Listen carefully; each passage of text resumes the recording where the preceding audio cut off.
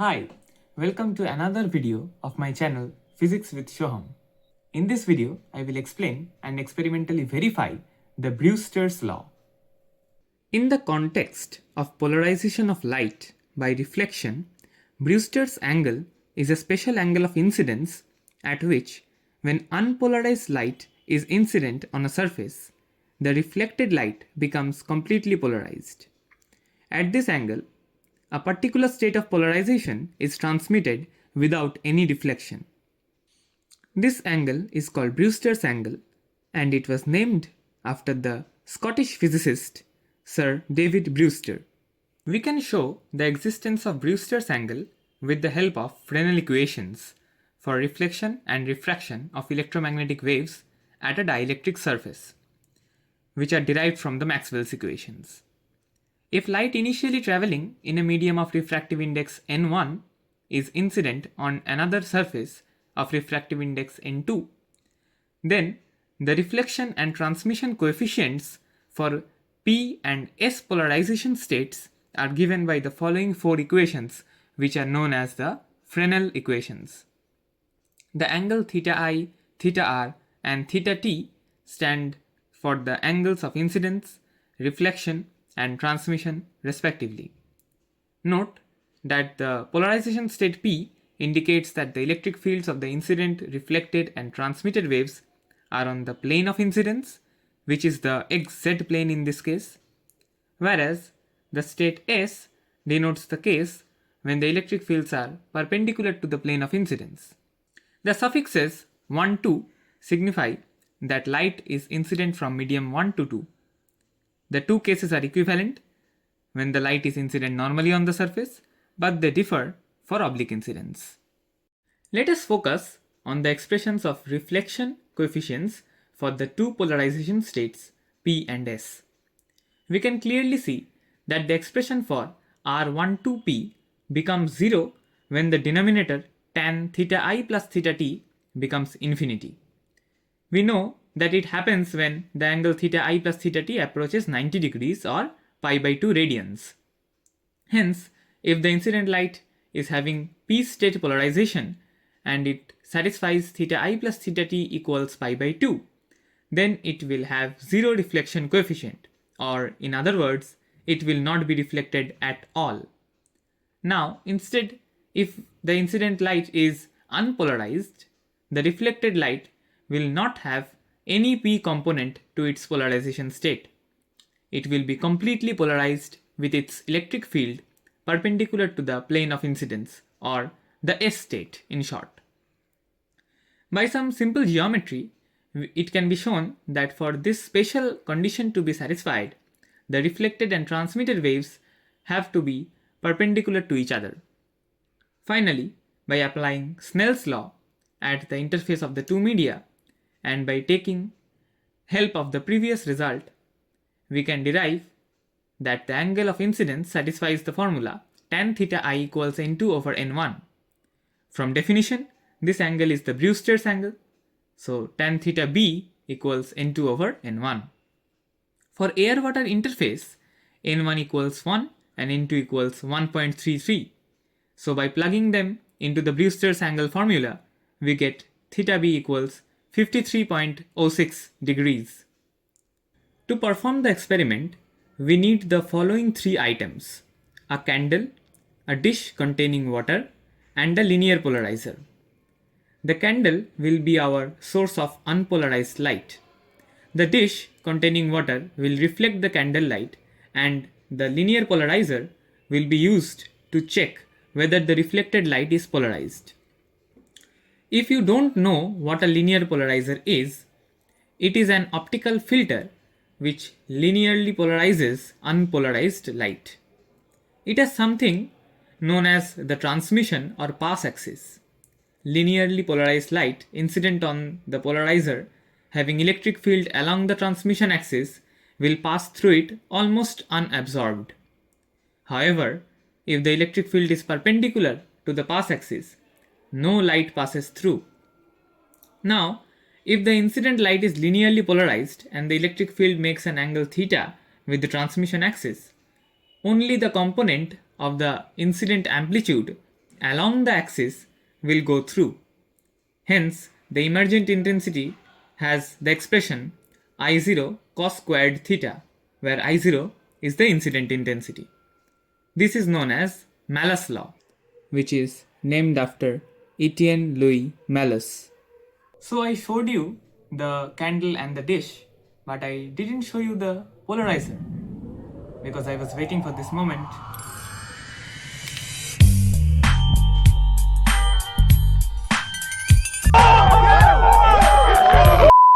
These are my clip-on sunglasses, and they are polarized sunglasses.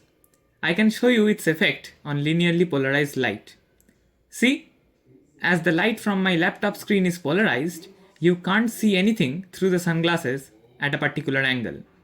That's Malus law in action.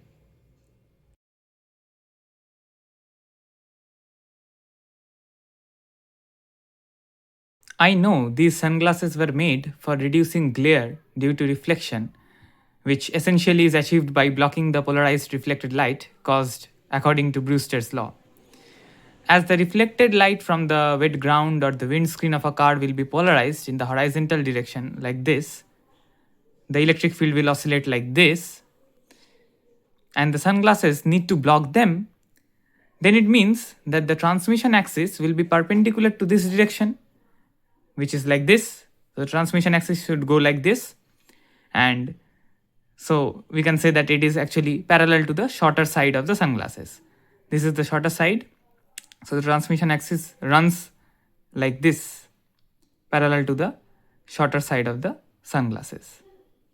Anyways, here is a sketch of my experimental setup. Keeping in mind the first law of reflection, the candle C, the dish D, and the point of observation E all must lie in the same plane. I will try to position the candle and dish in such a way so that I cannot see the reflected light through the polarizer, I mean the polarized sunglasses, when they are in the horizontal orientation. That position will correspond to the angle of incidence being equal to the Brewster's angle. I need to measure the distance from the base of the candle, which is marked x, to the point of reflection y, and also the height of the candle flame, which becomes xz. It is clear from the diagram that the arctangent of xz over xy would give the angle phi, which is the angle complementary to the Brewster's angle. Hence, the Brewster's angle can be calculated using the following expression: theta b equals 90 degrees minus tan inverse xz over xy. This is our working formula for the experiment. Now, without wasting any more time talking, let's turn off the lights and start the experiment. The candle has been lit up and you can see its reflection on the water surface. After many trials and errors, this is the best position that I could achieve. You can clearly see that when the sunglasses are tilted sideways, the candle flame is visible. But when I turn it to make it horizontal, the flame almost disappears.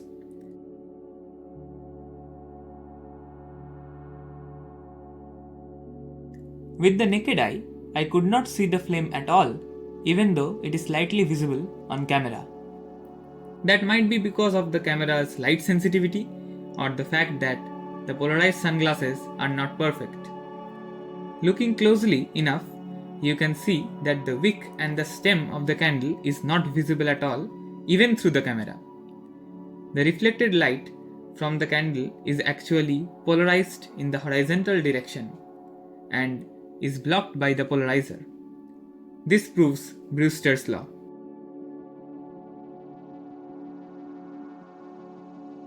To mark the exact position of the candle's image on the water surface, I am placing a small marker on the dish. This was a tough job, as the marker became wet and kept falling over and sticking to my fingers due to surface tension. I also had to do it quickly as the candle was burning away, thereby reducing the height of the candle and consequently hampering the Brewster's law position.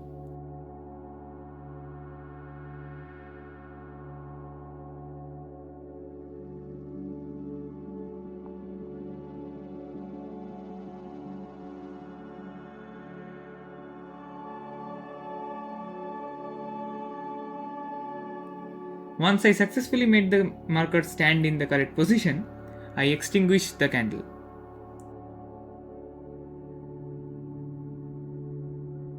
Then, using a measuring tape, I measured the distance between the marker on the dish, which indicates the position of the candle's flame's image, and the base of the candle stand. This distance is xy.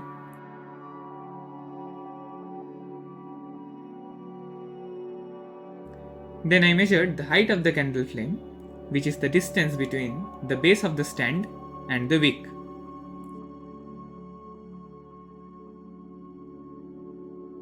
Taking reference from our sketch, xy equals 74 cm minus 53.8 cm, which equals 20.2 cm, and xz equals 76 cm minus 62 cm, which equals 14 cm. Using our working formula, theta b equals 90 degrees minus tan inverse of xz over xy, so 90 degrees minus tan inverse 14 over 20.2, which turns out to be 55.27 degrees. Now, as the theoretical value of Brewster's angle is 53.06 degrees, we can calculate the percentage error in measurement, which is given by the measured value minus the actual value over the actual value times 100. We get a percentage error of 4.16%. Of course, my experiment was not top-notch perfect. The placement of the marker on the dish was not precise. While measuring the distances with the tape might have also introduced parallax errors. The candle flame is an extended source of light, not a point source. Even my sunglasses are not perfect polarizers. Even then, I could verify Brewster's law not only qualitatively but also quantitatively. Thanks for watching this video. I hope you learned something. I really had a lot of fun performing this experiment. So, see you all in the next video. Bye.